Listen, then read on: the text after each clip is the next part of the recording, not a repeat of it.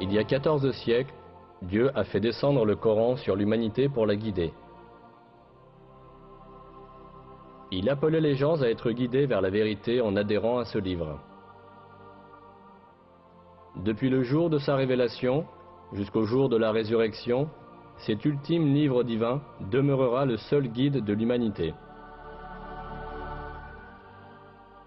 Le style incomparable du Coran et la sagesse supérieure qu'il renferme sont des preuves irréfutables qu'il s'agit de la parole de Dieu.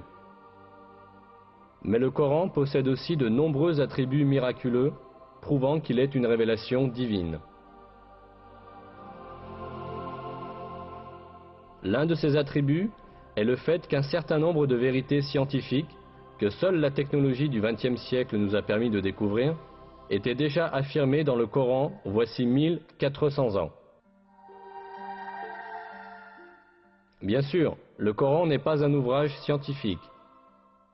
Cependant, de nombreux faits scientifiques qui sont exprimés dans ces versets, d'une manière extrêmement concise et profonde, n'ont été découverts qu'au moyen de la technologie du XXe siècle.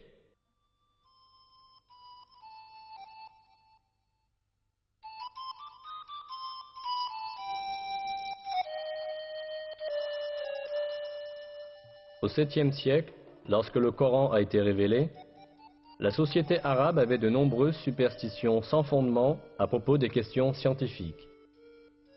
Ne possédant pas la technologie pour observer l'univers et la nature, les anciens arabes croyaient à des légendes héritées des générations passées.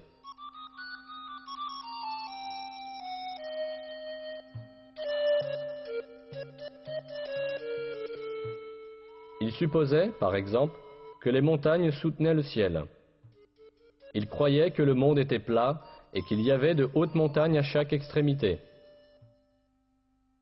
On pensait que ces montagnes étaient des piliers qui maintenaient en l'air la voûte du ciel.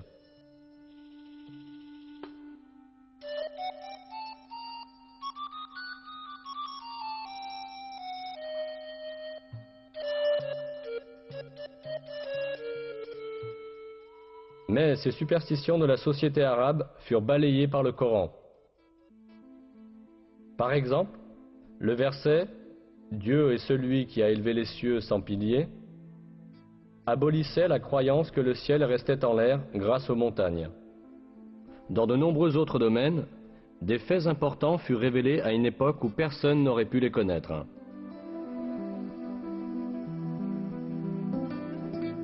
Le Coran, qui a été révélé à une époque où les gens savaient très peu de choses sur l'astronomie, la physique ou la biologie, contient des faits essentiels sur des sujets variés, comme la création de l'univers, la création de l'être